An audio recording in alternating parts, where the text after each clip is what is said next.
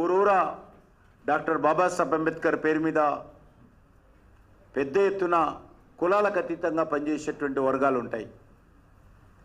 అటువంటి మహారాష్ట్రలో డాక్టర్ బాబాసాహెబ్ అంబేద్కర్ రూపకల్పన చేసినటువంటి రాజ్యాంగాన్ని చేతపట్టి ఊరూరా ప్రచారం చేసినప్పటికీ కాంగ్రెస్ పార్టీ యొక్క అబద్ధాలను, అసత్యాలను ప్రజలు నమ్మలేదు. ఎస్సీ సీట్లలో తీసుకున్నా, ఎస్టీ సీట్లలో తీసుకున్నా, బీజేపీకి సంబంధించినటువంటి ఎన్డీఏ భాగస్వామ్య పార్టీలు మెజార్టీ సీట్లు పొందడం జరిగింది.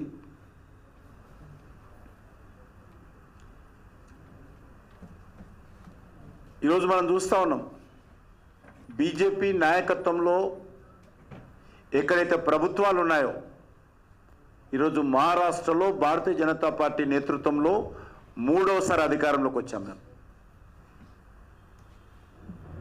మొదటిసారి దేవేంద్ర ఫడ్నవీస్ గారు సమర్థవంతంగా 5 సంవత్సరాలు పరిపాలన చేశారు. రెండవసారి దేవేంద్ర ఫడ్నవీస్ నేతృత్వంలో శివసేన అంతకుముందు లేకపోయినప్పటికీ కూడా, అంతకుముందు అసెంబ్లీ ఎన్నికల్లో కలవనప్పటికీ కూడా, బీజేపీతో కలిసి పోటీ అయినప్పటికీ కూడా అనేక మంది యొక్క కోరిక మేరకు, ప్రజల ఆకాంక్షల మేరకు బయట ఉన్నటువంటి శివసేనను తీసుకొని 5 సంవత్సరాల క్రితం ఎన్నికల్లో పోటీ చేసి గెలిచిన తర్వాత, ఫలితాలు వచ్చిన తర్వాత ముఖ్యమంత్రి కుర్చీ కోసం ప్రజలకు వెన్నుపోటు పొడిచి ఉద్ధవ్ ఠాక్రే నేతృత్వంలో కాంగ్రెస్ పార్టీ, శరద్ పవార్ చక్రం తిప్పి బీజేపీని అధికారం నుంచి దూరం చేసేటువంటి ప్రయత్నం చేశారు. కానీ 2 సంవత్సరాలు తిరగకముందే మళ్ళీ అక్కడ మోసం చేసినటువంటి శివసేనకు అక్కడ ఉన్నటువంటి ఎమ్మెల్యేలు బుద్ధి చెప్పి, బాలాసాహెబ్ ఠాక్రే, శివసేన అధినేత అయినటువంటి బాలాసాహెబ్ ఠాక్రే యొక్క ఆలోచన విధానంతో అనేక మంది ఎమ్మెల్యేలు ముందుకొచ్చి మళ్ళీ ఏక్నాథ్ షిండే గారి నేతృత్వంలో పరిపాలన చేశారు, ప్రభుత్వం ఏర్పాటు చేశారు. తిరిగి మళ్ళీ ఈరోజు నరేంద్ర మోడీ గారి నేతృత్వంలో మూడవసారి, ఇంత జరిగినప్పటికీ కూడా మూడవసారి మహారాష్ట్ర ప్రజలు అత్యద్భుతమైనటువంటి మెజార్టీతో ఈరోజు అధికారంలో రావడం అనేటువంటిది మనం చూస్తూ ఉన్నాం. ఇక్కడే కాదు, బీజేపీ అనేక రాష్ట్రాల్లో కూడా రెండవసారి, మూడోసారి అధికారంలోకి వస్తాం. గోవాలో, పక్కనున్నటువంటి గోవాలో మూడోసారి అధికారంలోకి వచ్చాం. ఓట్లు పెంచుకున్నాము, సీట్లు పెంచుకున్నాం గోవాలో. ఆ ఎన్నికల్లో నేను మొత్తం అక్కడ ఉన్నాను. గుజరాత్లో ఆల్మోస్ట్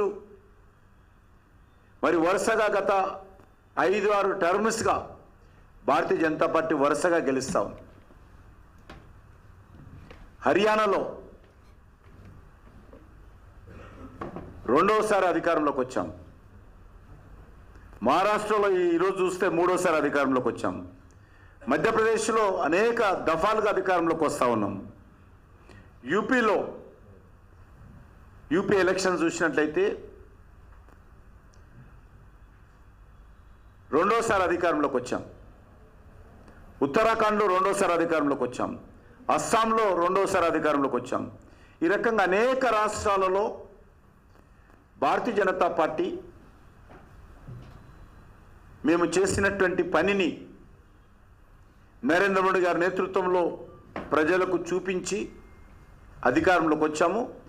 ఈసారి మరొకసారి మహారాష్ట్ర మూడోసారి అధికారంలోకి వచ్చి మనకు అద్దం పడుతూ ఉంది. ఈరోజు కాంగ్రెస్ పార్టీ 3 రాష్ట్రాలకే పరిమితమైంది. గ్యారంటీల పేరుతో మభ్యపెట్టినటువంటి తెలంగాణ, గ్యారంటీల పేరుతో మభ్యపెట్టినటువంటి కర్ణాటక, గ్యారంటీల పేరుతో దివాలా తీసినటువంటి హిమాచల్ ప్రదేశ్, 3 రాష్ట్రాలకే ఈరోజు కాంగ్రెస్ పార్టీ పరిమితమైంది.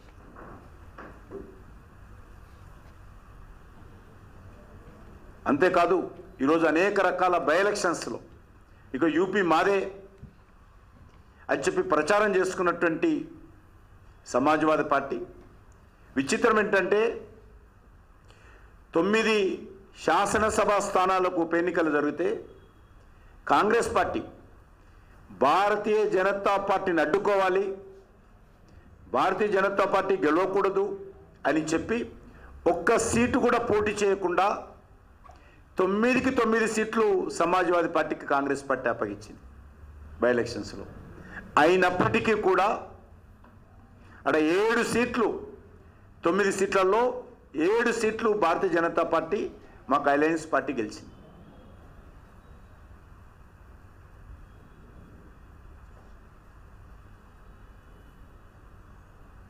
మహారాష్ట్రలో గత ఎన్నికల్లో 44 సీట్లు గెలిచినటువంటి కాంగ్రెస్ పార్టీ ఈరోజు అలయన్స్లో శివసేన లాంటి పార్టీతో కూడా కలిపి అలయన్స్లో పోటీ చేస్తే లాస్ట్ టైం గెలిచినటువంటి సీట్లలో సగం సీట్లు కూడా గెలపలేనటువంటి పరిస్థితి మహారాష్ట్రలో ఏర్పడింది.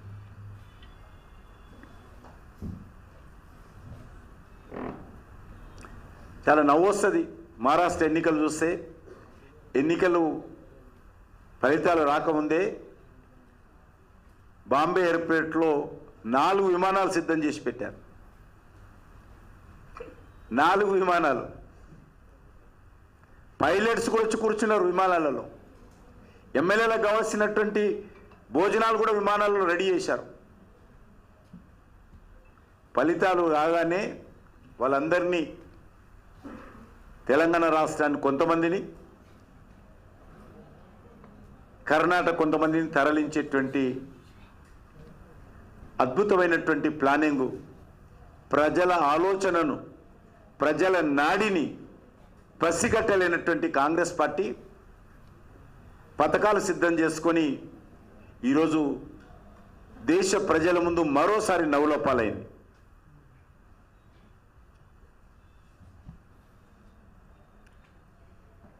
శివసేన ఉద్ధవ్ ఠాక్రే నేతృత్వంలో ఉన్నటువంటి శివసేన, ఒరిజినల్ శివసేన కాదు, బాలాసాహెబ్ ఠాక్రే శివసేన ఏక్నాథ్ షిండే నేతృత్వంలోకి వెళ్ళింది. పార్టీ పేరు కానీ పార్టీ గుర్తు కానీ ఏక్నాథ్ షిండే గారి నేతృత్వంకి వెళ్ళింది. ఉద్ధవ్ ఠాక్రే నేతృత్వంలో ఉన్నటువంటి పార్షియల్ శివసేన రాహుల్ గాంధీతో కలిసి బాలాసాహెబ్ ఠాక్రే యొక్క సిద్ధాంతాలకు, ఆయన లక్ష్యాలకు, ఆయన స్ఫూర్తికి విరుద్ధంగా కాంగ్రెస్ పార్టీతో ఓటు బ్యాంక్ రాజకీయాలు పాల్పడేటువంటి వ్యక్తులతో, శక్తులతో కలిసినందుకు మహారాష్ట్ర ప్రజలు, ముఖ్యంగా బాలాసాహెబ్ ఠాక్రే శివసేన అధినేత బాలాసాహెబ్ ఠాక్రే పట్ల విశ్వాసం ఉండేటువంటి ఓటర్లందరూ కూడా మూకుమ్మడిగా నరేంద్ర మోడీ గారి నేతృత్వంలోని ఎన్డీఏ పార్టీలకు మద్దతు ఇచ్చారు. ఇది చాలా మార్పు, స్పష్టమైనటువంటి మార్పు మహారాష్ట్రలో కనిపించింది. బాలాసాహెబ్ ఠాక్రే కొడుకైనటువంటి ఉద్ధవ్ ఠాక్రే, మానవుడైనటువంటి ఆదిత్య ఠాక్రే, వీళ్ళ మాటలను లెక్క చేయకుండా ప్రజలు బాలాసాహెబ్ ఠాక్రే మీద ఉన్నటువంటి అభిమానంతో, ఆయన ఆలోచన విధానంతో, ఆయన స్ఫూర్తితో కొడుకును కూడా లెక్క చేయకుండా శివసేనకు, వాళ్ళతో కలిసినటువంటి పార్టీలకు సరిగ్గా బుద్ధి చెప్పడం జరిగింది.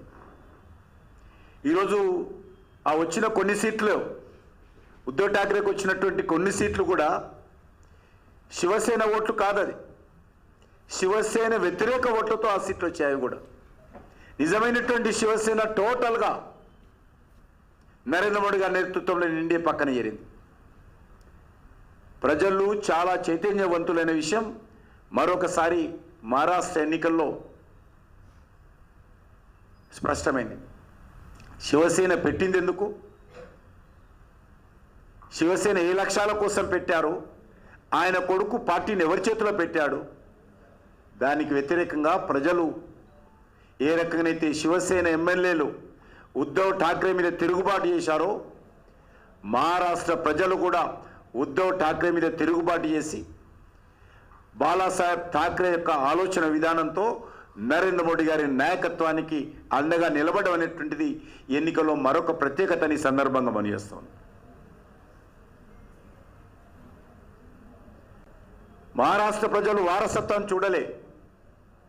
మహారాష్ట్ర ప్రజలు బాలాసాహెబ్ యొక్క ఆలోచన విధానాన్ని చూశారు, ఆ యొక్క పార్టీ యొక్క సిద్ధాంతాన్ని చూశారు, బాలాసాహెబ్ ఠాక్రే యొక్క స్ఫూర్తిని చూశారనే విషయాన్ని ఈ సందర్భంగా మనం చేస్తా ఉన్నాం.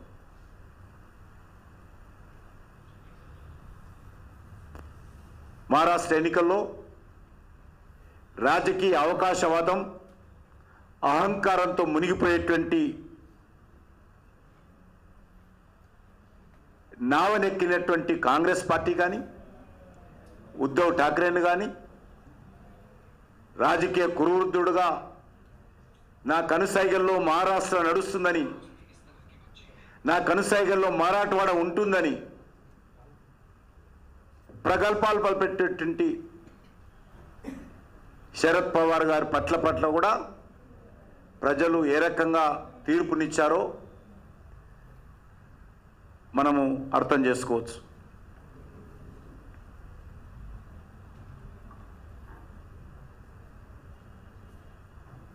నూట 2 సీట్లలో పోటీ చేసినటువంటి కాంగ్రెస్ పార్టీ ఇంకా సీట్లు వస్తూ ఉన్నది, తగ్గుతూ ఉన్నది. ఇంకా 18 సీట్లు 20 సీట్లకు చేరుకున్నది.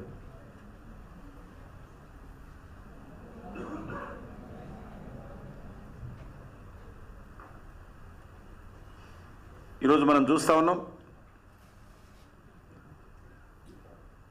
దేశంలో ఇటీవల జరిగినటువంటి హర్యానా, జమ్మూ కాశ్మీర్ ఎలక్షన్ చూసాం.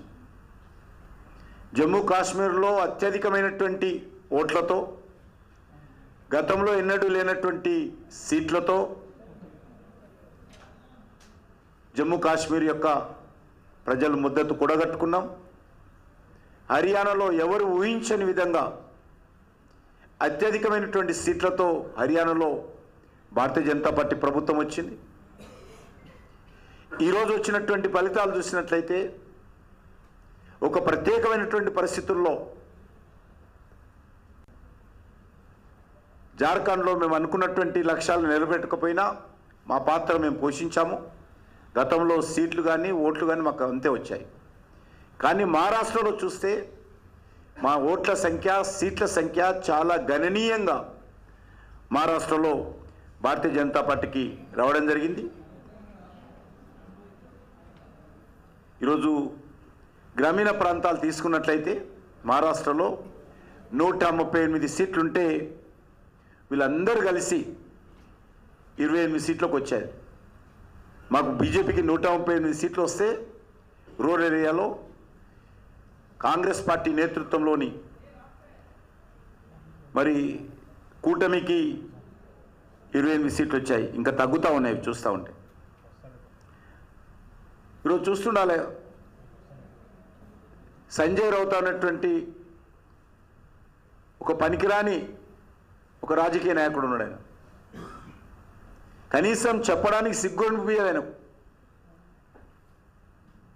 ఈవీఎంస్ మేనేజ్ చేశారు, ఈవీఎంస్ కుట్ర చేశారు. మరి జార్ఖండ్లో ఎందుకు మాట్లాడావు కుట్ర జరిగినప్పుడు? గత పార్లమెంటరీ ఎలక్షన్స్లో మెజార్టీ వచ్చింది కదా మీకు మహారాష్ట్రలో. అప్పుడు ఈవీఎంలు పనిచేయలేదా? అప్పుడు ఈవీఎంలు పొరపాటు లేదు. ఈ దేశంలో చాలా అలవాటైంది కాంగ్రెస్ పార్టీకి, అలా సంబంధించినటువంటి కొన్ని పార్టీలకు. రాహుల్ గాంధీతో సహా మొన్న పార్లమెంట్ ఎలక్షన్స్లో కూడా పొరపాటు జరిగిందని ఎలక్షన్ కమిషన్ మీద విపరీతంగా తప్పుడు ప్రచారం చేశారు. వాళ్ళు గెలిస్తే తెలంగాణలో ఈవీఎంలు బాగున్నట్టు, వాళ్ళు గెలిస్తే కర్ణాటకలో ఈవీఎంలు బాగున్నట్టు, వాళ్ళు గెలిస్తే హిమాచల్ ప్రదేశ్లో ఈవీఎంలు బాగున్నట్టు, వాళ్ళు జార్ఖండ్ ముక్త్ మోర్చా జార్ఖండ్లో గెలిస్తే ఈవీఎంలు బాగున్నట్టు, బీజేపీ గెలిస్తే ఈవీఎంలు ట్యాంపరింగ్ జరిగినట్టు ఒక అలవాటు కాంగ్రెస్ పార్టీకి అయింది.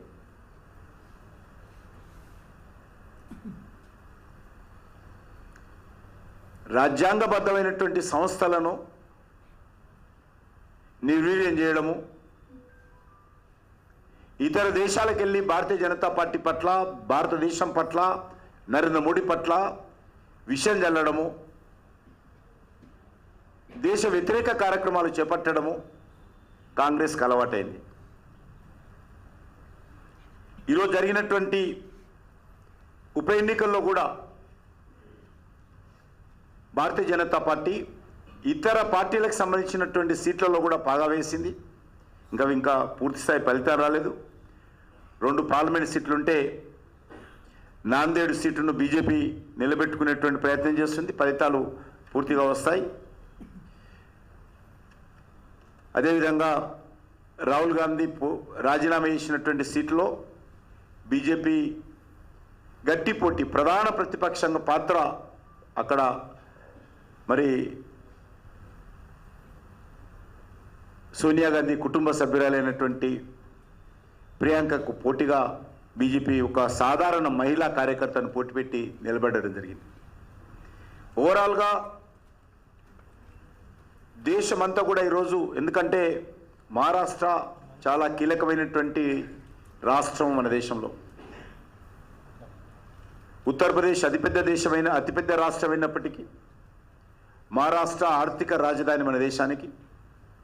అటువంటి రాష్ట్రంలో భారతీయ జనతా పార్టీ ఈరోజు 3వసారి అధికారంలో రావడం అనేటువంటిది భారతీయ జనతా పార్టీ పట్ల, నరేంద్ర మోడీ గారి నాయకత్వం పట్ల మరి ప్రజల యొక్క విశ్వాసానికి అద్దం పడుతుందని చెప్పి మనవి చేస్తూ, నేను మహారాష్ట్ర ప్రజలకు తెలంగాణ భారతీయ జనతా పార్టీ తరఫున, తెలంగాణ ప్రజల తరఫున హృదయపూర్వకమైనటువంటి కృతజ్ఞత తెలియజేస్తా ఉన్నాను.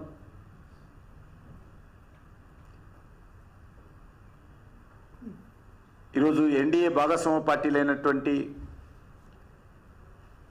పార్టీలకు నాయకత్వం వహించినటువంటి దేవేంద్ర ఫడ్నవీస్ గారికి,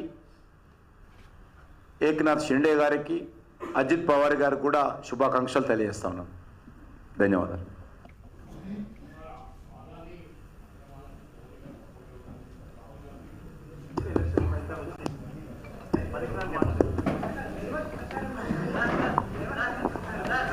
మహారాష్ట్రలో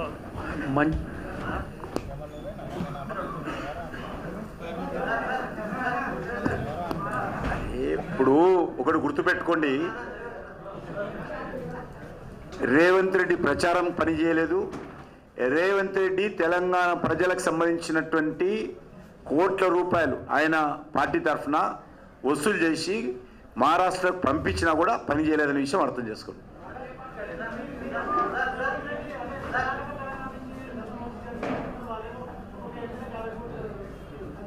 ఎవరంటున్నారు? నేను తెలంగాణ గురించి మాట్లాడుతున్నా. తెలంగాణకైతే తెలంగాణ నుంచే